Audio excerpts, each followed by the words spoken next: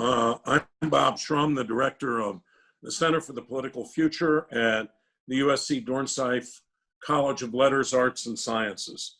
Welcome to our election R&D broadcast right after the Democratic Convention.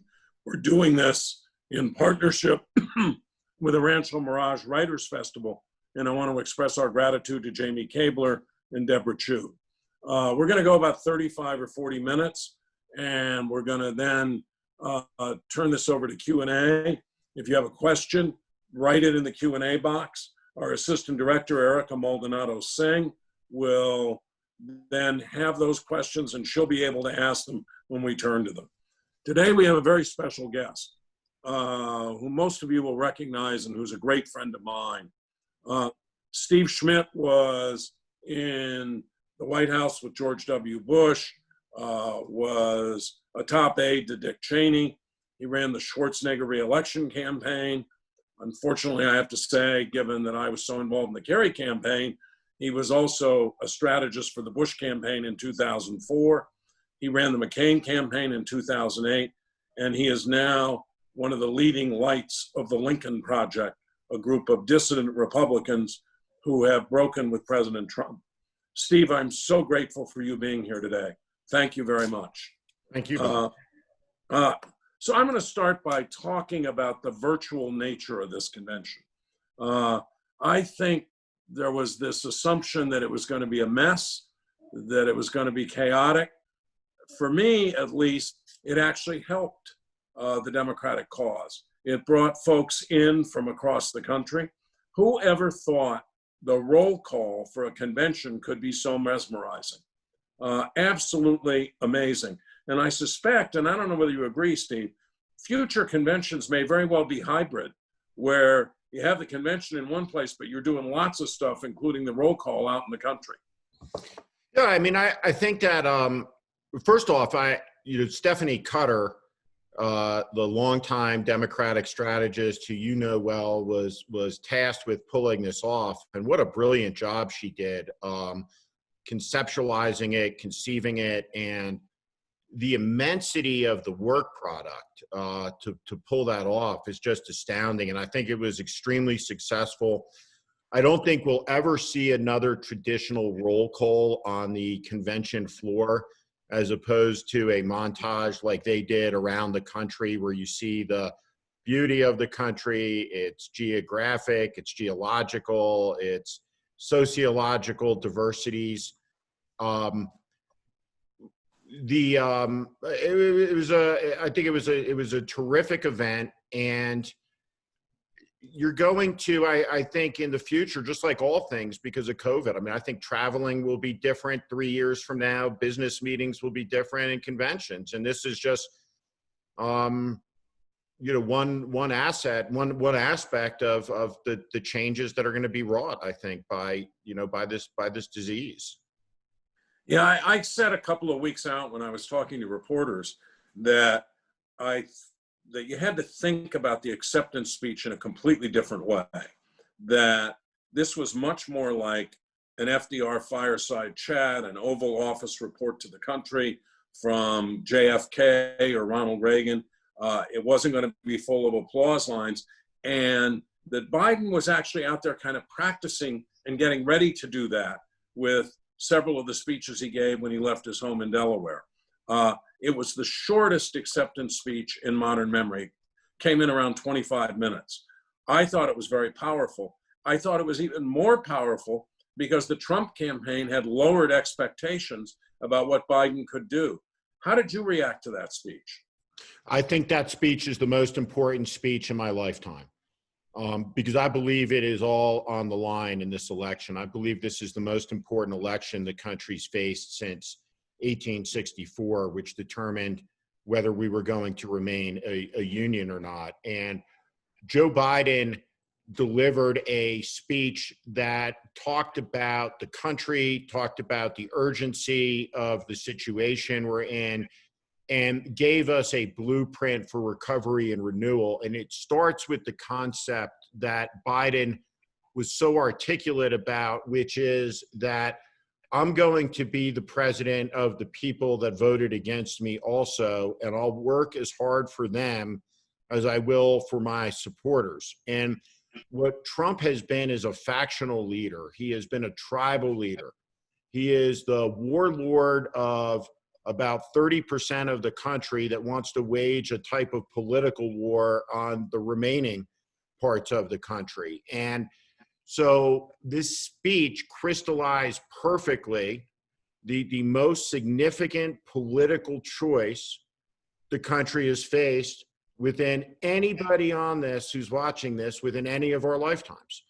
And so the stakes, because they've been so high and because he delivered so well, and I think about great oratory at conventions, and there's been a lot of it. And Bob, you authored one of the great political speeches that's ever been, "The Dream Will Never Die," that Ted Kennedy delivered at a Democratic convention. But the two most important speeches I've ever heard in my political life, and I'm trying to think through this. I was born in 1970, right? So I'm after Dr. King's speech on the Mall. I'm after Bobby Kennedy's short speech on the night that King was assassinated. I'm after all of that.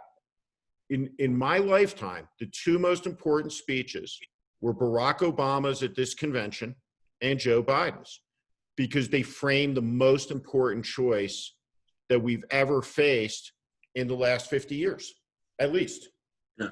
I want to talk about Barack and Michelle Obama in a minute, but first a couple of other things, because this whole convention, as you suggested, brilliantly orchestrated by Stephanie Cutter and her team, what set a context for what Biden did with his acceptance speech, which was kind of a climax. But think back to the first night. You had all those Republicans. You had John Kasich. You had Colin Powell. You had Christine Todd Whitman. What message was that sending, and why did that not stir some backlash from some of the more progressive parts of the Democratic Party? Well, I think that this is one of the broadest and deeply broad coalitions forming together in American history. And I think, as you know, you and I are good friends. Bernie Sanders and I wouldn't agree on very many issues, but we're in total agreement about something. And he said it last night. He said, look, we're a coalition of progressives, of liberals, of moderates, of conservatives who stand for America's ideas and ideals of democracy, of freedom, of liberty, of the rule of law. And that coalition is coming together to put down Trumpism. This isn't an argument between progressives and conservatives that's playing out in America. We had two small L liberal parties who argued about policy within the frameworks of the small r Republican form of government that our founders created and generations of Americans have strengthened and passed on to us. The only political party in America that is fidelitous to the ideas, the precepts, the concepts of American democracy in this moment in time is the Democratic Party. Donald Trump is an illiberal man with an autocratic disposition who is attacked and is dividing the country. And he is autocratic in his disposition, in his actions, and his personality. And we've seen the total capitulation, the total surrendering, the total submission of almost the whole of the Republican Party and its elected class to Trumpism. And there's a significant percentage of this country that have never voted for Democrats, but are going to vote for Joe Biden. And the answer will be found in a review of that convention. That wasn't a convention that celebrated the Democratic Party so much as it was a convention that celebrated America. And that the idea of America is worth preserving and defending. And if you want to preserve and defend it, this is the team you have to be on. And that's, to me, what this was about. And these Republican voices out across the country, well, these Republican voters out across the country, when we get into next week's exposition of insanity, right? One of the reasons you've seen such precipitous drops in Republicans saying the self-identification number, the number of people that say, hey, I'm a Republican, why it's plummeted, is because people are turning this off and walking away from it. Now, there's confusion when that happens in the polling that I think confuses people, which is that as a political party shrinks, like a star in the heavens collapsing, as it gets smaller, it heats up, it intensifies at the core. So as the party shrinks, it will get crazier. As it gets crazier, it will shrink. As it shrinks, it will get crazier, and the people who were once part of it will be further and further outside of it and available for Democrats. Yeah. I want to say a bit about Bernie Sanders, because I think that this year has been so different for Democrats than 2016. He was for Joe Biden early on. He was unequivocally for him. He helped to calm down some of the people on his side who might have dissented. And I think that's a product of two things. I think, one, it's a product of what you're talking about, the existential danger that Sanders believes Trump represents. But secondly, Joe Biden went out of his way, not just in the campaign, but back in 2016, to talk to Bernie Sanders all the time, to respect him. And when they had debates, he was talking to him. Now, that's the kind of, you know him and I know him, that's the kind of person he is. I mean, yeah. It's just natural to him. But I think that made a huge difference. And I also think putting together teams of people from both sides, where Biden, for example, did not agree to Medicare for all, but said, I will be for a public option, which has always been his position, gave respect to the people who had lost the nominating race. Also, some of the cosmetics, like that keynote speech, I've never seen anything like it, delivered by 13 different young Democrats who represent a new generation, I think created a kind of balance to the traditional politicians and the Republicans. I want to ask you about, and there were a lot of moving moments here that revealed so much about Biden, but the one that really blew me away last night was that young man, Braden Harrington, from New Hampshire, who had told Biden about his stutter during the campaign, and he ended up speaking at the convention. And I thought it was one of the most powerful speeches I heard in terms of revealing Biden's humanity. Absolutely. Let's back up for a second and just talk about character for a few seconds. That young man, if Donald Trump was in high school with him, Donald Trump is the type of person who would bully that young man and make fun of him. And Joe Biden's the type of guy who would knock that bully on his ass in defense of that young man, right? That's who the people we are dealing with, right? And because at a core, talk more about it, this is a contest between a good man and a very bad man, between a decent man and an indecent man, between a moral man and an amoral man. And so that young man put on a clinic for the country of what guts and courage look like.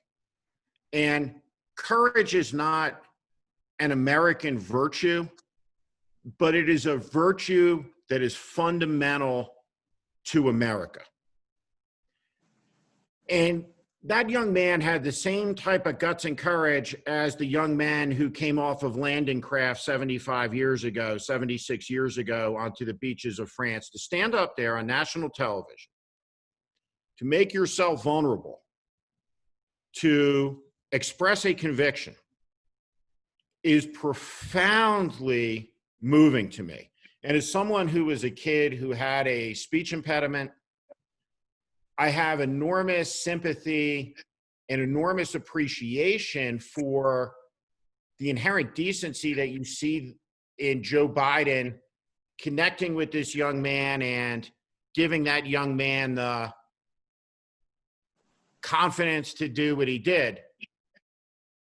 We live in an era of political cowardice where the totality, with the exception of Mitt Romney, of the elected Republican class, has completely submitted themselves, surrendered their agency to this vile, dishonest, incompetent, maliced man in the White House. And I compare that cowardice with that young man's courage. And I think it says a lot. And so I thought it was an incredible moment. I think it's a defining moment. And I think that the entire country took notice of that last night, who watched it and got deeply what that moment was about, which was much more than what it superficially appeared to be. Yeah, I agree with that. In fact, it was part of a whole panoply of moments like that. The train conductor that Joe Biden knew, and when he got sick, he would talk to and take care of. I was stunned by the elevator operator at the New York Times, who put Biden's name in the nomination. What politician riding up that elevator, trying to get one of the most important endorsements in the country, wouldn't be preoccupied, probably wouldn't even notice the elevator operator, and instead Biden got in an interaction with her, which went viral, and then asked her to nominate him. So I think that in terms of filling out this whole character dimension that you were talking about, the convention was a tour de force. On policy, and people haven't talked about this much, I thought one of the miracles of the Biden speech at 25 minutes was that he managed to lay out a policy on COVID. He managed to lay out a policy on infrastructure and the economy. And he managed to give an indication that he'd be a very different president in terms of foreign policy. For example, talking about the bounties the Russians are paying the Taliban for killing American soldiers. So I thought that too, I thought that was important. I thought if it had just been a character convention, Trump's a bad character, Biden's a good character, they would have missed something. And that's why I also thought that Barack Obama made a searing case against Trump. I can't remember any former president doing anything like that to a successor. Basically, he told us democracy itself is at stake. It is. And so while Biden was talking about, and the convention was talking about healthcare, COVID, what to do about the economy, and about Biden's character, I think Barack Obama raised the stakes as high as they have ever been raised in a presidential campaign.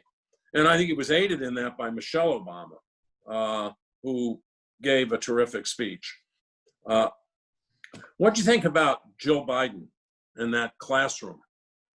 I thought it was terrific. It's one of those anomalies of American politics is Jill Biden has been the second lady for 8 years. She conducted herself with class and dignity, but the country doesn't know her. And the country got to know her and really to see what I thought was an exposition on faith and love, a shattered family. I mean, Joe Biden has experienced the things that all of us in the darkest parts of our mind, your greatest anxieties, the worst things that could happen, the worst, most tragic. And that he's gotten up and he's moved forward with grace and decency and faith and maintained his optimism. And I think the quality of the man's character. And I just want to come back for 1 second to something we were just talking about, which is you talked about the elevator operator. So coming out of Republican politics, for so long, people would talk about values, right? The values voters. And we've seen the values voters as a general proposition, the profound hypocrisy, right? Of, the people like Jerry Falwell Jr. and others. But I want to talk about a different type of values. And it's the type of value that Joe Biden speaks of when he summons his father's voice for us when he takes us back to the place and time that he grew up in. His father, a working class guy, and the lessons and the wisdom that was bestowed on someone who I believe is going to be the president of the United States by a blue collar working class dad. And it was about the dignity of labor and that every person has purpose and worth.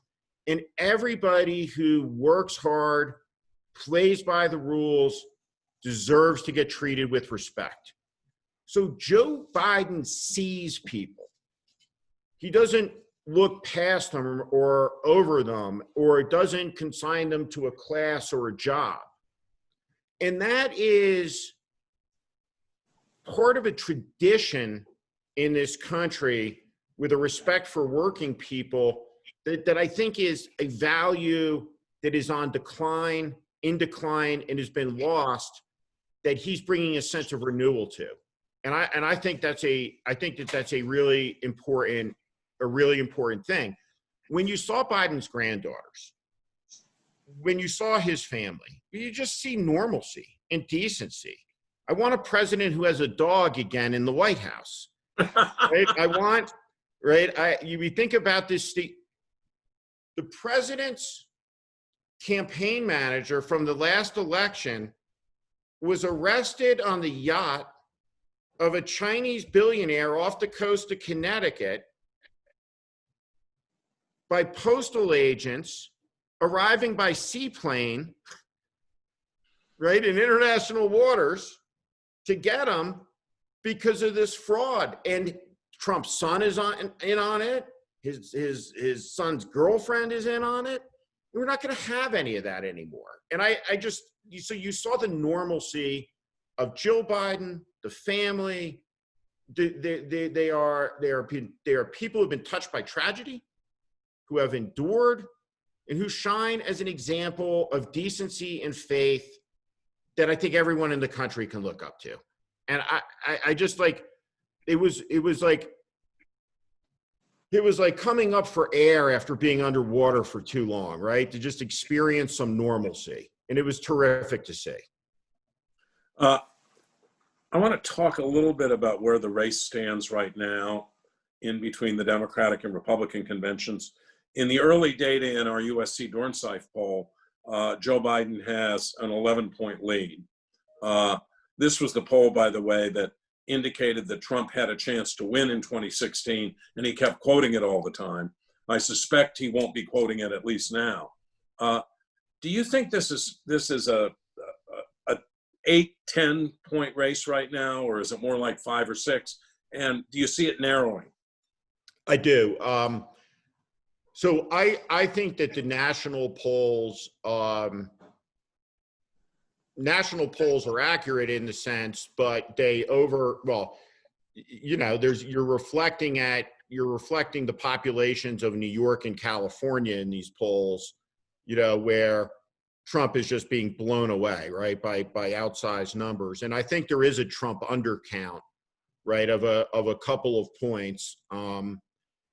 I think the race is probably 6 to 8 right now, but I think it will narrow, to 3 to 4 as we go on. And, so I think that structural narrowing is going to happen, but Biden is in strong a position as he can be in.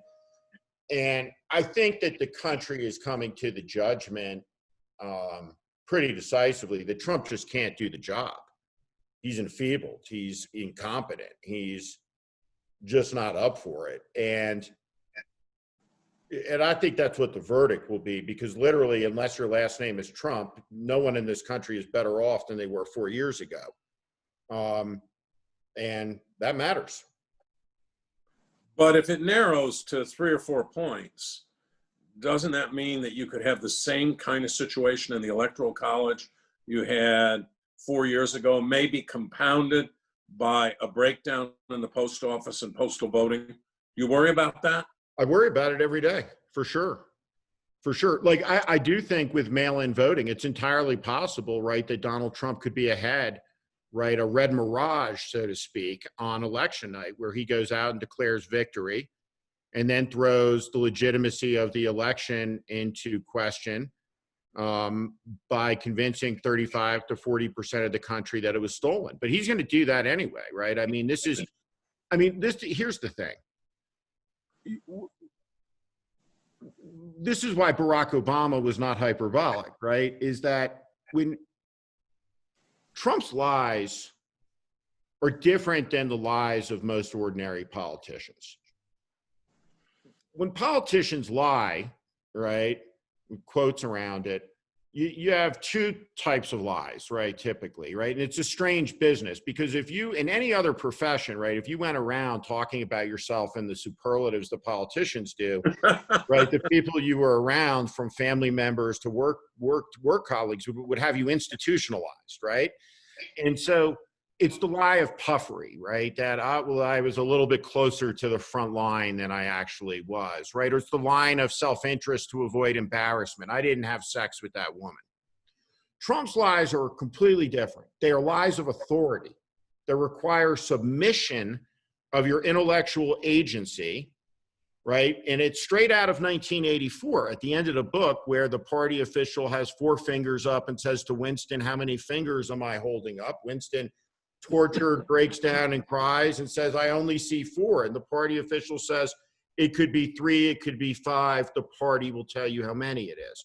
And so over and over and over again, Trump requires people to submit to what they can clearly see from crowd size to 100 other issues of something that's not true.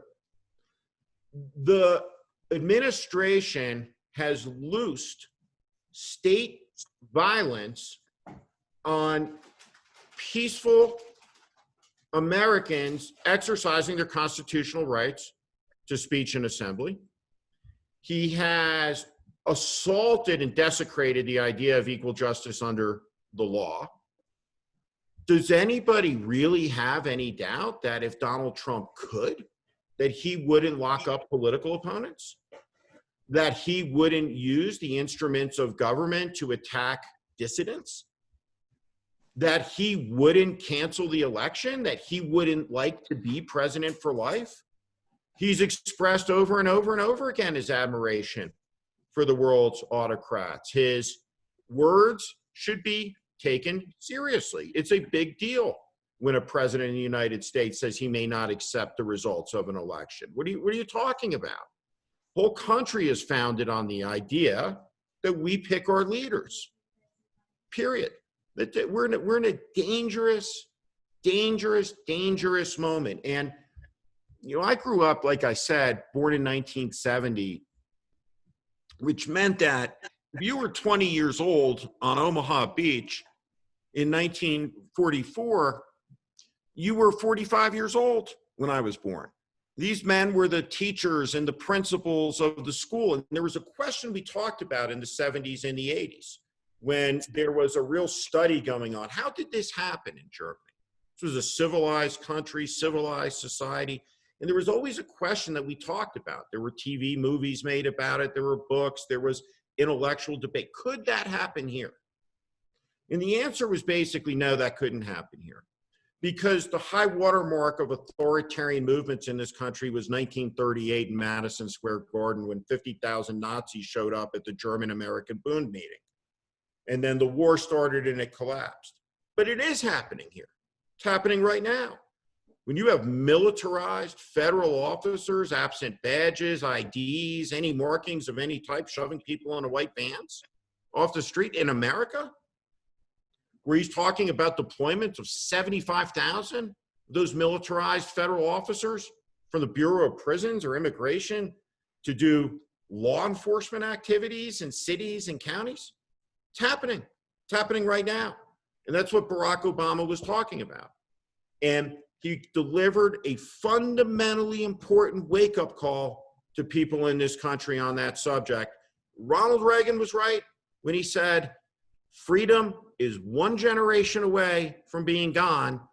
And Barack Obama was right when he said, this is the moment where we could lose it. Well, that's pretty powerful. I want to talk, we have a lot of questions, but I want to talk about a couple of other things briefly before we go to them.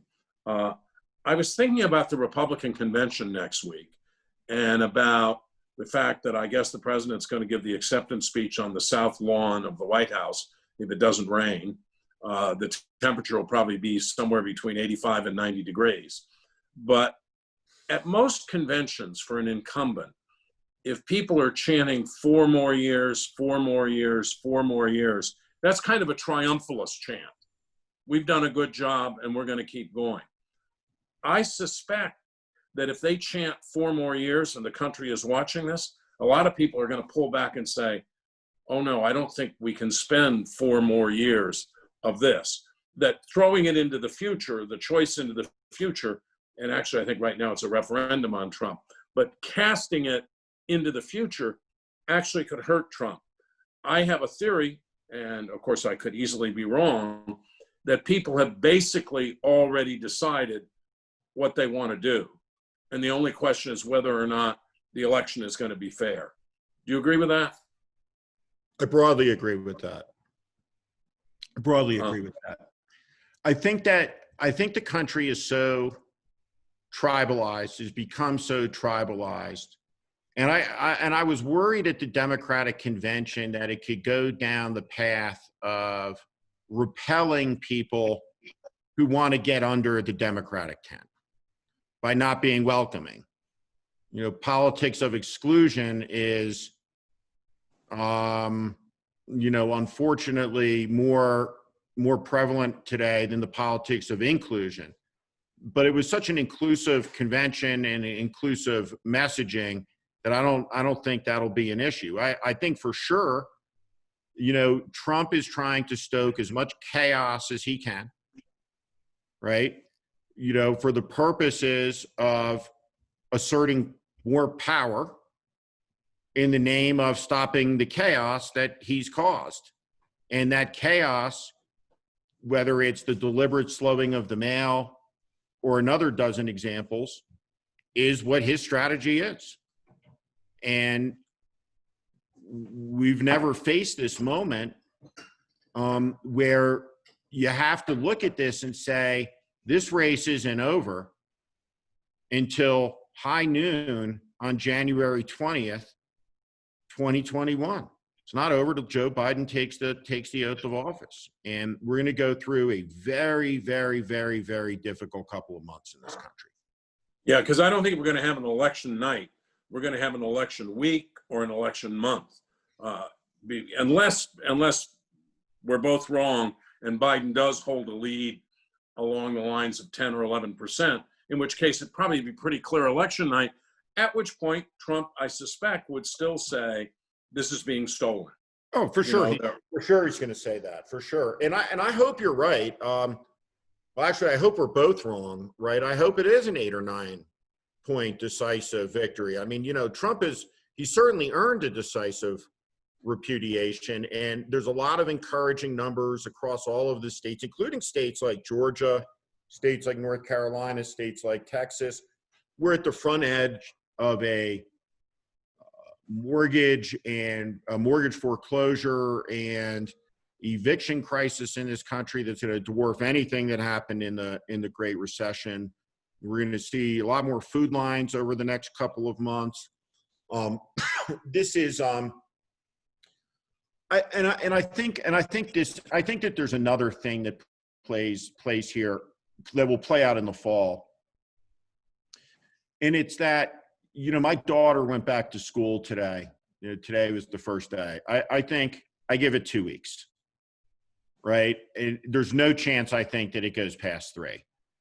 And so if schools are opening, they're going to close.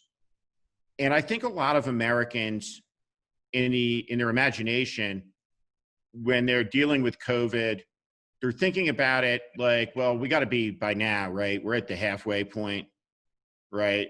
We're not at the halfway point. This is just beginning. The consequences of this. This is one of the great tragedies in the history of the country. And we're going to get to numbers that are going to be north of 300 to 400,000 dead Americans. 405,000 is how many was killed in the Second World War. We're going to see economic catastrophe, maybe not on the stock market, but on Main Street. And I think over the course of the fall, as the weather starts to change and people aren't able to be outside and people are home again, we're gonna have a lot of bleakness in the spirit and the mood of the country, which will merge with the chaos that Trump is stoking. That's going to give Joe Biden a real test of leadership and character that he has to meet. Just as simple as that.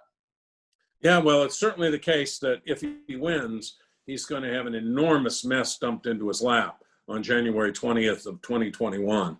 That's going to require that there actually be some bipartisan cooperation to get some of the things done that have to be done. We have a lot of questions, so I think we ought to turn this over to questions. Erica, you can ask the questions. Hi, folks. So we'll start off with a question from Brianna Johnson. Considering the fact that Biden is in such a good position right now, are you surprised that the convention didn't focus more on down ballot races, especially Senate races in purple states? I'm not. Go ahead, Steve. No. I mean, look, it's that, we haven't seen or heard a lot from Joe Biden over the course of the spring and summer. So this was really important. It was really well done. This isn't the forum to win the Senate races, right? That'll play out in the states, and it's looking very good for the Democrats in the states. Yeah, and I would add that to the extent that you build up Biden, you strengthen Biden, you strengthened his position in the race, you were helping those Senate races. That featuring a particular Senate race in a particular state and spending, say, 20 minutes on that actually would have been a waste of convention time. This was about Joe Biden. This was about, as Steve suggested, an inclusive Democratic Party where people who are engaged with Steve in like the Lincoln Project could feel welcome, where they wouldn't feel that somehow or other people didn't want them and didn't want them to be part of the enterprise. Next question. How effective are conventions ultimately at swinging voters for the election? That's a question from Jonathan Lee. Some conventions, go ahead. What's the question again? How effective are conventions at swinging voters, at persuading voters? Well, they're big moments for sure, right? I mean, they matter. Sometimes you're able to establish a lead and not look back, like Bill Clinton in 1992. George Bush had a very successful convention in 2004. Barack Obama never looked back really, from their convention, and then, the financial crisis occurring right after. So they shape in the 92 Republican convention where Pat Buchanan, got up there and gave his crazy speech. That was lights out, for George Herbert Walker Bush, right? So they can be defining, but they are big moments, right up there with the debates, to frame, the choice for people.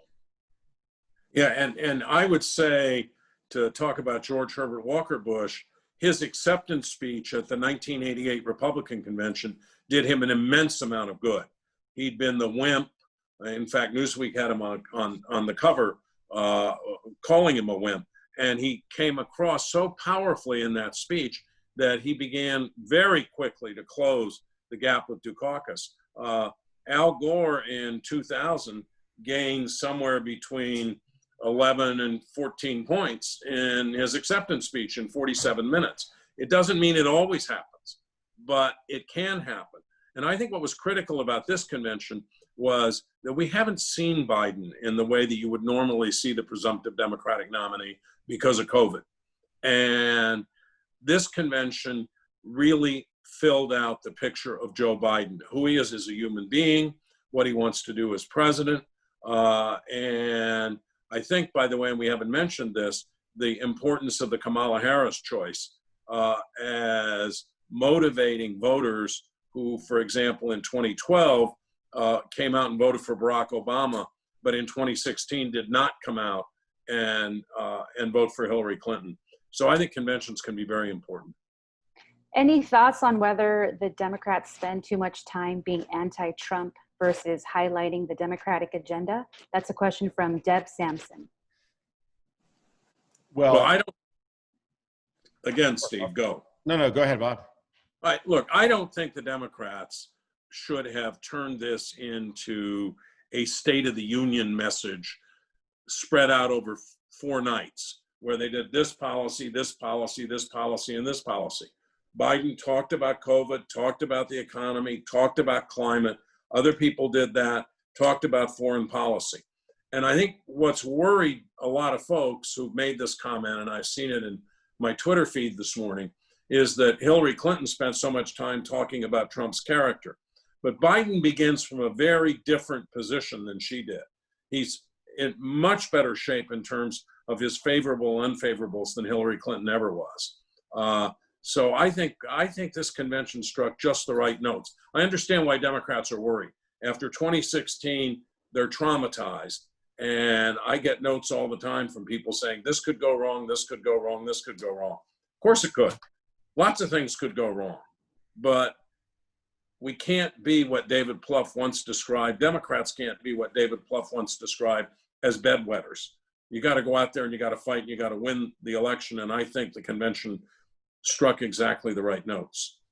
I think one important thing to understand about the 2016 election is that whomever the election was about was the person who was losing the election.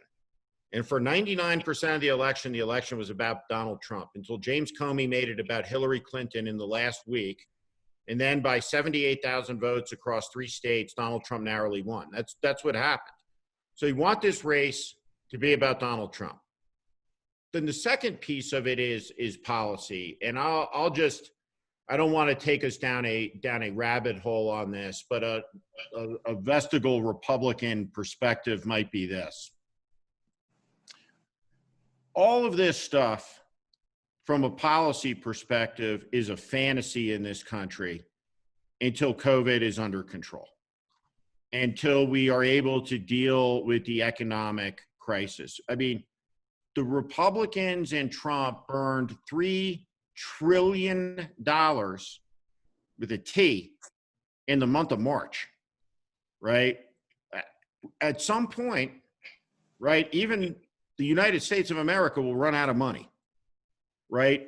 Our fiscal house is a disaster. And so what I hope to see, I would love to see Vice President Harris not stay for the president's inaugural address because she's already en route to Air Force 2 to fly to Ottawa to make a call on the Canadian Prime Minister and then off to London and to Paris and to Germany and around the world tour on our allies, getting ready for the president's first Repair America's standing reputation in the world.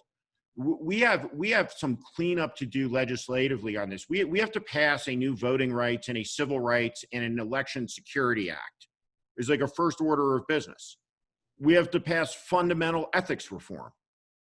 We have to prevent acting secretaries who have no possibility of ever being confirmed, completely unqualified, from running amok in places like Homeland Security.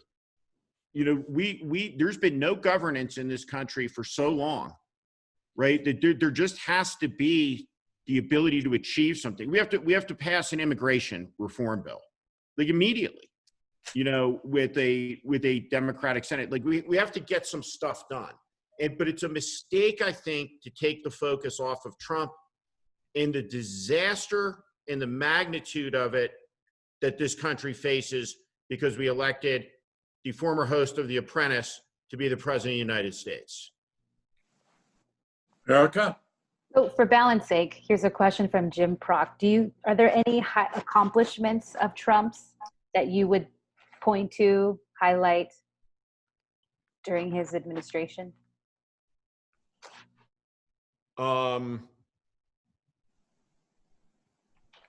He just did something the other day that I was totally supportive of, but I can't think about what it was. I would say this. I will give Donald Trump credit for reinvigorating the American space program, the manned space program, and pointing it in the right direction. And I would add that I would give him credit for the First Step Act, which did some criminal justice reform. It doesn't go far enough, but it was a step in the right direction. Although there are now insiders who are quoted in various stories saying he regrets having done it. But I would give him credit for it. Was there anything missed at the convention? Is there something Biden should be highlighting up to the election? This is from Lisa Watson. I just think, I believe this is true. Donald Trump is the greatest failure in American history. Period. There has never been an American leader who has performed with this level of incompetence, ineptitude, stupidity in an hour of crisis in the entire history of the country. None. Not even close. That's the message. Right? We have no chance of getting out of this disaster until he is gone. No chance. And we have no chance of coming back from a really precipitous decline if he's there for another 4 years. That's the choice. Yeah, I would just add, I agree with that, and that Warren Harding and James Buchanan can now rest easy. They will no longer be thought of as, either one of them, as the worst president in the history of the United States. Erica, next question. Eileen Rubenstein's asking, what if Trump wins again? What do we do? Steve? I might move to Ireland. I have the greatest thing an American male can have in this moment in time, which is a Canadian fiance. So we both might leave. No, I think at a serious level, if he gets reelected, I think Barack Obama was exactly right in his speech. The democracy will not be the same if it's even a genuine democracy 4 years from now.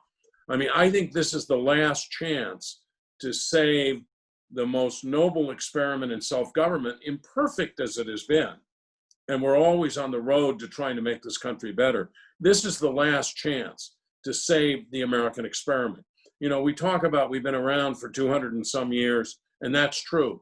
That's actually a very short period of time in the history of countries on the face of this earth. So we're still a young country, and we could lose the strength and the values that have made us so important in the world and made America itself such a great endeavor in trying to live up to its founding ideals, which of course we don't, but we get closer and closer and closer over time. So I think, you know, everybody says it every 4 years. This is the most important election of our lifetime.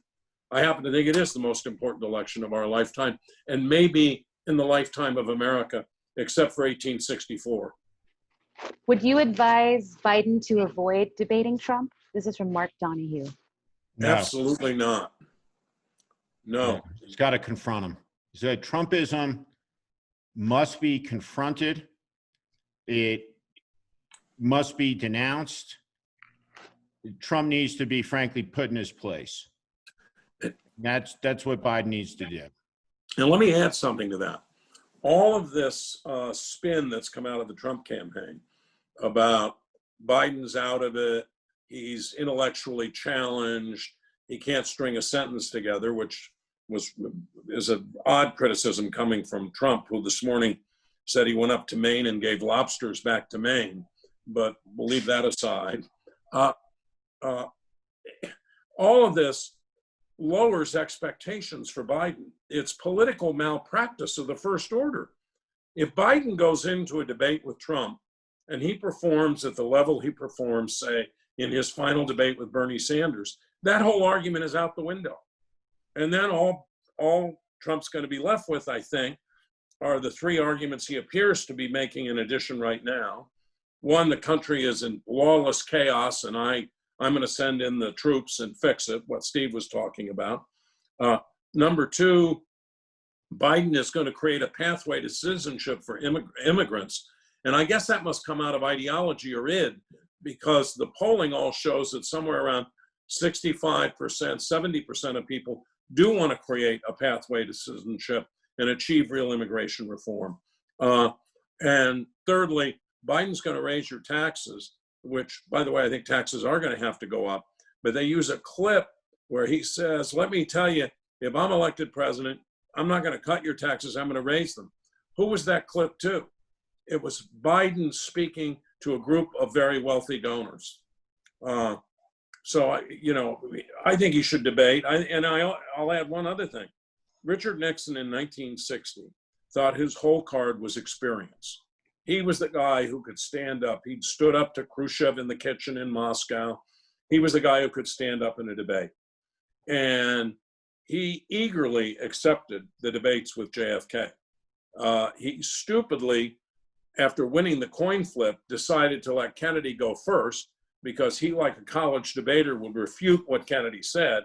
So Kennedy set the whole tone of the debate. And frankly, the argument experience counts just went away after that debate because Kennedy looked like he could stand up to Nixon, therefore he could do the job as president. So I think it would be a terrible mistake for Biden to avoid debates. Yeah, and I, excuse me, I think that, this whole idea that Biden is somehow like not up for this, Trump routinely slurring his words, he's routinely incoherent, he's distempered, he's confused, he's physically increasingly enfeebled in his movements and his walking. I think he's not well. And I think he lies about medical information. Why was Donald Trump rushed to Walter Reed Hospital at midnight? And I don't believe the representations from the White House. And I'll tell you why. And it's a small thing, but it's an important one. They release medical information about the health of the president, and, that medical information includes routine stuff like weight. And Donald Trump says he weighs 240 pounds, which is ludicrous. And we don't have any idea what Trump's health is. We're never going to see the records, but he doesn't appear to be well. Biden certainly does. And I think that this is an instance of Trump projecting onto Biden what he sees in the mirror and the people around him seeing in the flesh is a really significant deterioration. I mean, if you want to watch a video, watch some Donald Trump videos from 6 years ago, go back to the advent of his racist birther conspiracy theory, watch him on TV talking about that compared to how he does in the interviews today. I mean, if there's anyone in this race who's in decline, it's certainly Donald Trump. Erica? Deborah Kaplan's asking, what do you think about the progressives that are complaining so bitterly about their interests not being covered adequately at the DNC? How do we communicate to the public that re-electing Donald Trump by his base is a potential tragedy for the entire country? I think those progressives represent a kind of small part of the progressive movement. Bernie Sanders has tried very hard to keep the party unified. There were a lot of progressives who spoke at the convention. I agree with Steve that building a big inclusive tent at a moment when the country is in grave crisis so that other people who are not normally Democrats could join in this endeavor makes all the sense in the world. And I thought the miracle of this convention, if it had a miracle, was that Democrats came out united. They came out looking reasonable. They made a powerful case for Biden. And they made a very powerful case on policy as well. The Twitterverse is not the political universe, and I think we all have to recognize that. We're nearing the end, but we have time for one more quick question for Steve. Great. So Paul Dapkus is asking, what happens if Biden wins but the Republicans win the Senate again? Will we be stuck in neutral for 4 more years? I don't think the Republicans are going to hold the Senate. The numbers are not good in a number of races. Yeah, but look, I don't know. I hope that the Republicans lose the majority. That's what I think is going to happen. But the party is deeply toxic. It is a injurious force in our national life, and it's going to become broadly crazier if Joe Biden wins. I mean, when you have this QAnon nut from Georgia, which this is the next metastasis of all of this, is QAnon, which will fuse with the Republican Party. Laura Loomer, who just won a primary in Florida. There's no evidence to suggest that the crazy people are going to be deterred by loss. And so, I think it would probably be as bad as it's ever been, but the magnitude of the crisis is such that it's hard to contemplate total paralysis with Joe Biden in the White House. He's known Mitch McConnell for 40 years. I don't know, but but they're not a force for good. That's for sure. Okay, I want to thank all of you for tuning in. I want to profoundly thank Steve, and he's someone I admire immensely, not only for his talent, but for his sense of principle. And as you go through the fall and you see the ads from the Lincoln Project, just think about Steve Schmidt, because he is a driving force in creating them. I want to thank the staff here at the Center for the Political Future and the Rancho Mirage Writers Festival, and Jamie and Deborah. And we'll see you for our next broadcast 1 week from today, after the Republican convention. Steve, thank you again. Thank you, Bob. Thank everybody else. Everyone. Thank you. Thanks.